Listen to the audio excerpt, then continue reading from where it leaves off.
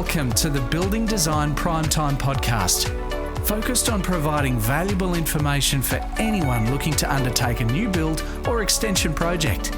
We'll share our tips, tricks and stories from a building designer's perspective.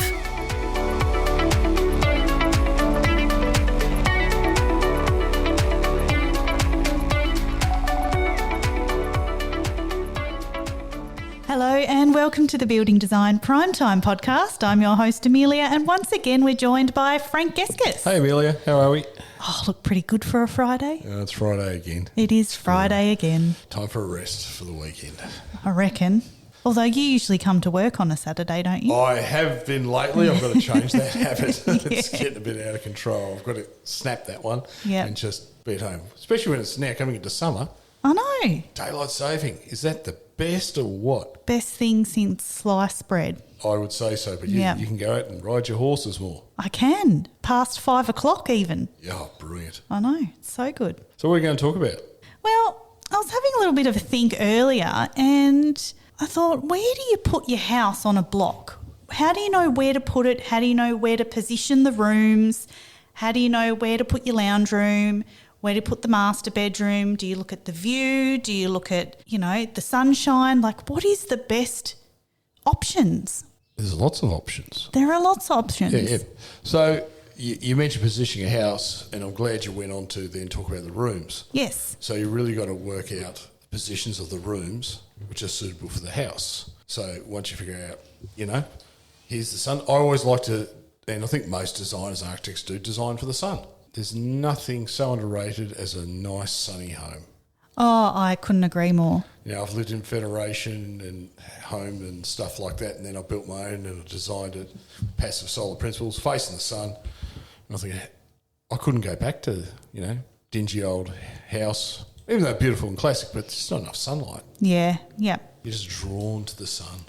Nice and warm, especially on those winter days. Oh, it's like my cat lying underneath underneath in the sunlight.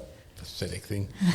But yeah, that's, and I think a lot of people, designers, architects, that's what they aim for. So get your living area to capture as much sunlight. But then, what's more important, the sun or the view? Well, I don't know. I get some view on my block of the Western Tiers.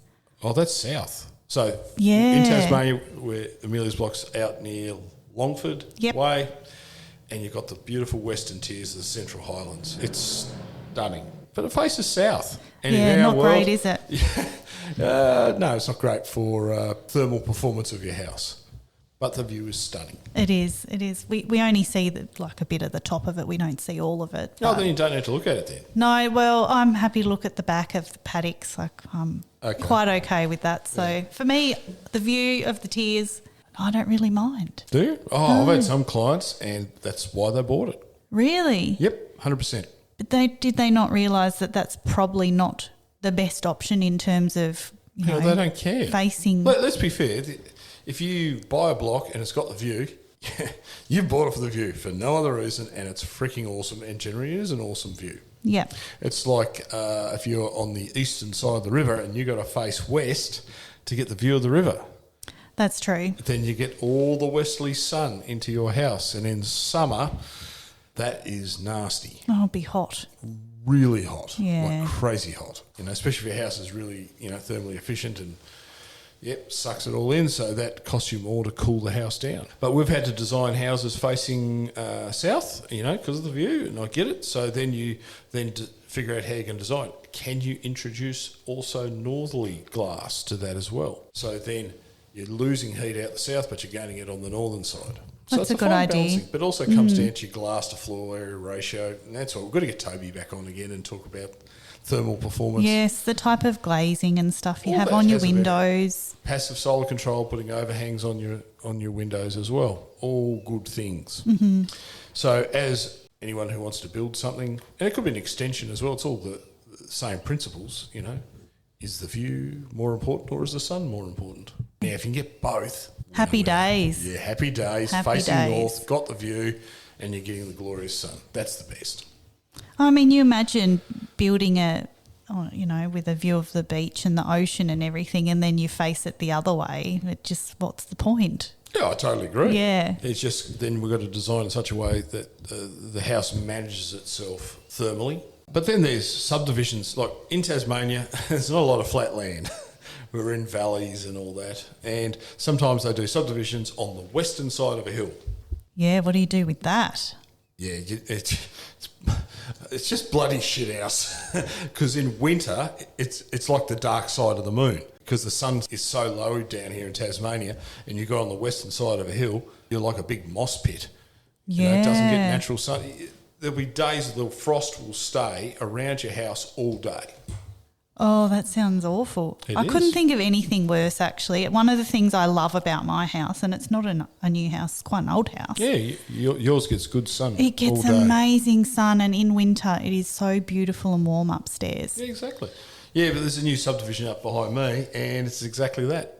Facing west-northwest. It's behind a hill, isn't it? Behind a yeah, I think I know the one you mean. My backyard is also on, part of my backyard is on that, and it's sometimes just white. Really? It stays white Yep. during the day. So that means your house has to work a lot harder, doesn't get virtually no sun during winter. Now, I'm sure in Europe there's plenty of places like that, and just how it is. So that's why choosing a block, you've got to be very savvy on what you buy. It may look great and wonderful, but you don't realise you're not going to get this free heat and energy from the sun. So here's a question for you. Master bedroom close to the other bedrooms or away from the other bedrooms? Well, I grew up in a big family, and I'd probably go with what Mum and Dad did. They had their master bedroom at the front of the house, and all of us 5 children, 5 noisy children. I was about to say, Yes. now I can hear the little buggers scream. Right at the other end of the house. You can be killing each other. Yeah. Yeah, my parents did that with the rumpus room at ours too. We figured that out later. They were just sick of the noise we were making and carrying on, so Dad could watch the telly. Yeah. So, and that's, this is part of the process you go through. Here's another. Master bedrooms, a view or no view? I like a view. If there was an option for a view, I'd definitely go for it. Do you sit in bed looking at the view? Not really. I would, yeah, but at my new property, I would. Yeah. I would. Yeah, looking at the ponies. Yeah, That's exactly. Right, yeah. It's really interesting. Over many years doing building design, it's like a 50-50. Like some people, I have to have a view out of my bedroom. Really? So Yep. it's Other a real... people, I want to be on the... I don't care. I don't okay. have a view. I'm just out the back. I want the lounge, living area to have all the view. Yeah, I think if I had to have a choice between the bedroom, the master bedroom having a view or the living area, I'd definitely go the living area. Yeah. Yeah, and it's whatever your preference is. There's no right or wrong. No, it's just whatever your choice is. Exactly. It's just get the orientation things. Here's another thing, and this is not to do with sun or whatever. Don't ever put your toilet, so the window off the toilet, coming off your entertainment area. Oh, that's... Or near your front door. Or lounge room or something, yeah. Oh, lounge room's all right. So you can acoustically treat the door after you've had a bad curry or something. Oh, I think I was telling you about a property I looked at that was pretty brand new. Yeah. And when you first walk in the door, off to the left was a toilet. There was a throne next to the Yeah. front door. That means the window was right next to the front door. And on the other side of that wall was the kitchen. That's odd. It was bizarre, and it was a new house, and it had no ensuite. So it was a 3-bedroom house with no ensuite, but a toilet at the front door. It was very odd. Okay. It was, bizarre. Okay. Interesting. But could you just imagine you're standing at the front door, knocking on the door, and someone's using the toilet? Yeah, it's weird. Same when you've got an entertainment deck, or a deck anywhere, and you've got people out there having a barbecue, and you've got the toilet window, Yeah. slightly ajar. Yeah. And someone's on the throne. After a bad curry. Your neighbours... Or an undercooked kebab. Well, the visitors would go running, I reckon. They wouldn't want to enter. But the reality, you got to think of a few things like that, because it's like when you have it, it's like weird and embarrassing. Well, it makes you really want to consider the floor plan in great detail. Yeah, but it's also like orientation, because every block's slightly different. And we're discussing this because we really want to help people think about how they want to live. Because I really love the Australian lifestyle where you've got a living space and it directly opens up to an outdoor entertainment space or a deck. I love that about Australian housing. And in some cases, if you're on a hill and it's windy, you have one each side. So whichever the wind's blowing, like at in Launceston, we have northwesterly, northeasterly most of the time. But sometimes that thing can swing. You might have a deck out to the view, but she's blowing a gale. Yes. You flip to the other side, you might have another deck you can sit on. Sure. We're actually doing a lot more enclosed decks. Our frescoes. Really? Yeah, we're doing a lot more. Well, I'm doing one myself, but I've just noted a few other designs the guys are doing, and they've got plantation blinds or sliders or just closed al frescoes, sunrooms. It's not a bad idea, really, when you think about the type of weather that we get all year round. Yeah, it's makes the outdoor sense. Room. Yeah, Tasmanian weather isn't always fantastic for sitting outside. Exactly. Yeah. What about where you place your front door? Now, you answered this before. At the front of the house? Sounds really clever, doesn't it? But the reality, and most of the time do that, but gee, we've had some weird requests popping it around the side, or it's not obvious where it is. Like, obviously they don't like people visiting. They must do. What's a very Australian thing to do is, and depending on the shape and position of the house and how you enter it, everyone goes through the back door, of the house. Yeah, okay. Yeah, it's not unusual. No. Rather than through the, rather than through the servants' through the front. entrance. Yeah. Yep. Like, some of this stuff sounds obvious, but when people are immersed in it and we're playing stuff, it's amazing some of the interesting choices people wish to have. Kitchens. Yes. Orientations of kitchens. Well, I feel all kitchens have to have a view. I agree. I like a kitchen having a view. Yeah, whether it's, depending how it's laid out, it might be looking directly outside. If it's part of an open plan, looking out over dining, could be the living area, looking out to the windows. I know, I really don't like sinks facing walls. Yeah, actually, there's been a few I trends agree. of that laylately, and I stayed in Airbnb and the sink was facing the wall. I thought I didn't like this at all. Okay. But again, each their own. It is each to their own. But yeah, I agree. I do like a view looking out when I'm at the kitchen sink. And garages.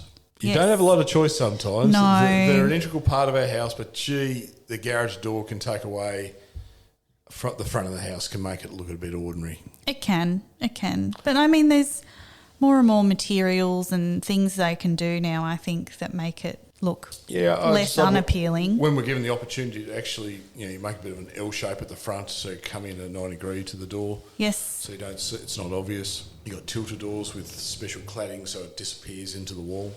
Looks very nice. Yeah, that real streamlined finish does look good. Yeah, but we're a bit stuck with a lot of our small blocks. The smaller blocks, it's like it's shoved out the front. Well, sometimes you just don't have the width. You don't have the frontage. No, just don't, and it dominates. It does, yeah. It's a shame when it does, and I think every designer has that battle. It's just hard to hide sometimes. It is, because it's got to be convenient. It's also part of the entry. It is, yep. So, yeah, all these things have to be considered. So sometimes you have a second living room and stuff like that. Yeah, a formal living area or something like that. As we used to call the good room. Yes, one of those. Couldn't go in there. We weren't fancy enough to have one of those. Didn't you? Oh, neither did we, but I remember other people I know, it's like the holy of holies. You can't enter there. Couches are covered in plastic and all the special stuff's in there. Yes. No, don't go in there. It sounds like a man cave. Oh, no, too fancy for a man cave. Nah, probably. I picture it as, all of the white furniture and, all the things that kids are not supposed to touch. Oh, white carpet and white furniture. All of that. Oh, my parents had white carpet in their first house, and it was their only house. What am I saying? Only house they had, and I remember they got white carpet for the lounge room. That's a big mistake. Especially when you got four boys. Three boys. I can't believe I said four boys. Me and my two brothers, and we loved cordial growing up. Oh no. Yep. Oh no. Yep. No, I've got a better story than that. Okay. So I've got a friend, and her mum, I hope she doesn't listen to this, but she loves everything in her house is white and gold. She has a beautiful house, even white leather couches, white carpet. And I think it was the cat or the dog that decided to vomit on the carpet, on the white carpet. And I think the stain is like bright orange or something like that. It's just not a good colour choice for when you've got animals. Just tough. White is really, really tough. Yeah. Looks amazing. It does look amazing. But white carpet. Yeah, each their own. Yeah. It's like you ladies wearing white pants. I've never understood that. I've never owned a pair, so Looks great. it does look great. Yeah, no. Yep. Anyway, digress. We do digress. Yeah, like some of these things sounds obvious, but when you're actually designing a place, sometimes you go into a spiral and you go roundy circle, and you want this, you want that, try and do that, but this doesn't fit here, but I want it positioned facing that, and sometimes we're tough. And what's good when you come to a designer or an architect, we're able to dissect that and then come up with ideas that can virtually come up with most of your wishes. Yes. You know, listen to your scope, what you want to achieve. Sometimes we just do some bubble diagrams in front of you, so you look, because you've got to look at the flow through the house, things like that too.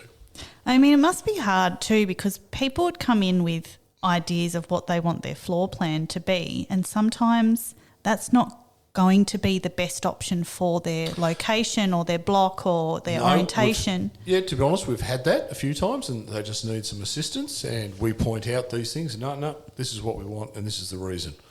Okay, that's fine, as long as it's not too mental, but you know. But people that are sure of what they want, okay, it's all right. But then there's plenty of people who've come to us that says, look, we've got these ideas, we're not sure how to put together, and then we work with them and come up with a good result.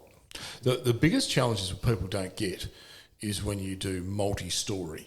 Okay. So when you're doing extensions or a new home, everyone draws a staircase, which is about, you know, only 2 metres long and half a metre wide, fits in a cupboard.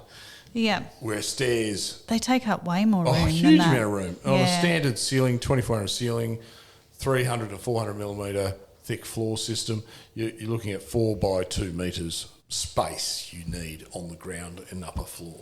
Okay. So it takes a lot of room, 2/3 of a bedroom, I say. Yeah, right. It's a lot. It is to a make lot. it work, and it's got to be comfortable. Just remember, you've got to get furniture up and down these things. Yeah, very true.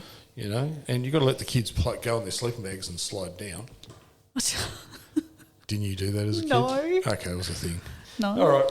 But like I've just had design recently, someone's, forget the main part of the house, and the other level hasn't been thought about.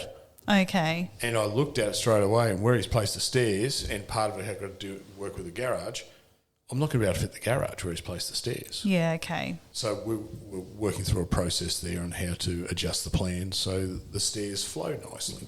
So again, this comes down to position on the site. How do you enter? How do you live? How do you get to the other parts of the house? And it's got to flow nicely, because no one wants a huge lot of wasted hall space.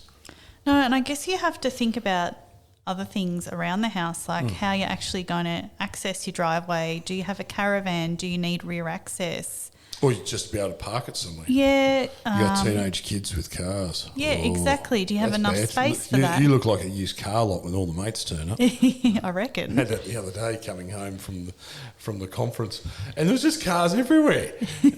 And my son jumped out, sorry, and they all jumped together. No, it's all chilled out, it's fine. But it was just cars and motorbikes everywhere. But you would have been in your element. Almost, except I was tired. Oh, I can imagine. No, they were all good. The place was still standing, so I was thankful. That's good. So, yeah, you're right. All these things have to be considered. And, yeah, some people bring plans in, and it doesn't work perfectly, but we can adjust it. I really love working with old houses, you know, and you want to do an extension. And you try and improve it with all these things in mind. I find that lots of fun. Yeah, I guess there can be more limitations with those sort of things too. Yeah, it's true, but then you're working with the orientation. How do you enter, exit, park your car? Where do the kids play? Where do you want outdoor entertainment? Where's the sun? Do you have to put a screen up so you're shielded from the neighbour? All those things have to be considered. You know, and then the house has to function really well, and you've got a lot more limitations. Yes. So it's a lot of fun to be able to do that. I think you just like the challenge, Frank. Oh, it is. I must say, for some reason, I like doing that more than brand new homes. Really? Yeah, I always have. I don't know why. Maybe it's my fascination of recycling. Yeah, that's a good point.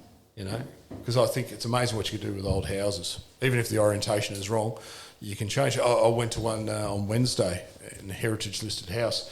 and the kitchen was on the southern side. It was just a dark, gungy room. Oh, it'd be awful. And the dining room was a lot better. That was facing east. But the client had this idea of putting it up the north and northeast. And I said, yeah, hey, that makes perfect sense. Mm-hmm. So working with the client that already knows this stuff, like this is the view, this is where we can sit outside, this is where we could have our TV, this is the family space. So that's a lot of fun. Yeah, it would be. Yeah. Yeah, that's just little tips and tricks I would suggest is doing bubble diagrams. What are they? So it's just little circles that look like bubbles. Okay. So here's where I want, this is the view, this is where I want the lounge. I want a view of my master bedroom, this is where I want it. This is where the bedrooms go, bathroom, this is how I want to enter, this is the cars. And it's just circles. Okay. That's a good idea. Simple little thing to do. What about if you have on your block things that possibly can't be removed? Maybe it's... Like your mother-in-law? Oh, wrong one. That's terrible. I love my mother-in-law. By the way. Sorry, Ma. So what about, it could be a tree or, I don't know, just things on the site already that are either very, very challenging to move or you can't move? Yeah, work around it. As long as you know where they are. There's no different to additions on houses. So, yeah, you're right. It could be an easement.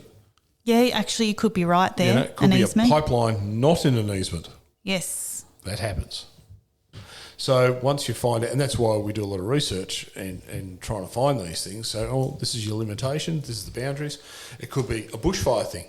You could be limited on because of the potential bushfire is far greater than we're allowed to build on. Just remember in Tassie, we're only allowed to build to bow 29. Not like some places on the Big Island, you can go up to bow 40 flame zone. Wow. Yeah, I know. But they put limitations here on us. Yes. Those are real things. Also, if you're on a small site and you've got to have a wastewater, you don't have septic. Mm-hmm. So that's going to change your orientation as well. Because I've got to put my septic, it's got to be 3 metres from the house. I've got to put absorption drains and I've got to have a reserve area for this as well. So this actually limits how you can position the house. It can actually limit where you put your cars. Yeah, that's a good point. So this is where finding all the limitations and then design around the limitations. Because you don't want to move some of this stuff or you can't move it. Yes. That's the other side of it. You just can't move Yeah, some of it. yeah. So you work around it. And to be fair, a lot of people don't realise what they're buying. I had someone contact me just recently, bought a house. I haven't decided I'm going to put a unit at the back or do I put a big shed in the back for myself? Well, what do you want to do? Do you want an investment property? Do you want to do something in the future? Says, yeah, not sure. Doesn't look like there's any pipelines. Says, okay, what did you do? Did you check? I don't know. Anyway, so I had a quick check. Big sewer line through the backyard. Yee! Oh. No easement. Yeah, okay. It's one of the really old ones. Yeah. So, yeah, that makes it more difficult. So we've got a limitation there. What can we do with that limitation? Yeah, that's a good point. I wonder if he could do a granny flat. Possibly. Yeah. So, and I've already said that to him too, look at granny flat. So these are the things as designer, is not just being a good designer, you're a problem solver around the limitations which you have on the site. Again, this changes how things are orientated. How do you flow through the house, around the house? Can you get a trailer in the backyard to do the gardening? All sorts of stuff. Okay. What are the take-homes? Bubble diagrams. Bubble diagrams, that's your take-home. Draw Helpful, circles. Yeah, but also find out what the limitations. Is it bushfire? Here's another perler we just had on a piece of land someone bought. Restriction on how far you can build on the site, or the height, because the sewer line and the stormwater line are too high. What? So that means How they are they too high? they can't cover the whole block. Wow. Wow, all right. They can't upgrade Can't it? service the lot. Wow. No, I've seen it before. They can only service so much. So you've got to build the house high enough so it can fall to the connection points. Yeah, okay. I bet they didn't know that when they purchased the block. Guarantee you. Yeah. Oh, that's terrible. Yeah, it's more common than, I've just said it. I've got to share this one. Down Hobart, we did a job, put a granny flat in the back, and then they told us all the downpipes, everything's there. And they go, we don't have a stormwater connection. I says, what? All the downpipes are all, no, they just go to the ground. They're in the ground. They don't go and to I go, anything. what? What? What? And no, this. And then we did the research. It's like, what the hell? It was ridiculous. So now we've got to find a solution, tank and a pump, and yeah. That doesn't really sound ideal either, though. Oh, no, it was rubbish. That's terrible. It was absolutely rubbish. And the whole street's like that. Really? Wow. Yeah, not impressed. Yeah, they don't disclose these things, do they? They did not disclose That's it. really It was bad. Rubbish. Yeah. Anyway, so we've found a solution for them. But, yeah. I guess I just want to reiterate too that we can offer, and I'm sure other building designers possibly offer this as well, to do a site analysis before you purchase a block or... Interesting. It wouldn't have picked this one up. Yeah, okay. On that search. Yeah. That they weren't connected to stormwater. It'll say there's a stormwater connection because there's a side entry pit, the pit's outside the gutter. Yep. But it didn't actually say the internal stormwater wasn't connected to anything because It's- that's private yeah. infrastructure, not council infrastructure. Yeah. And I was a bit ticked off. And why is that not public knowledge though? It's rubbish, isn't it? It is rubbish. It's like when councils have, Hobart Council keeps their own flood mapping to themselves and they don't put it on the public Record. list. Mm-hmm. Yep. Anyway, I'll leave that one alone. We better wrap up before it goes too downhill. It'll go south. Get it? All right, so obviously do your bubble diagrams. Well, if you want to do sketches, you can certainly do rectangles, but I just find get the orientation right. Yeah, good idea. All right, we might wrap it up there, folks. Thanks for listening to the Building Design Primetime Podcast. Catch us later.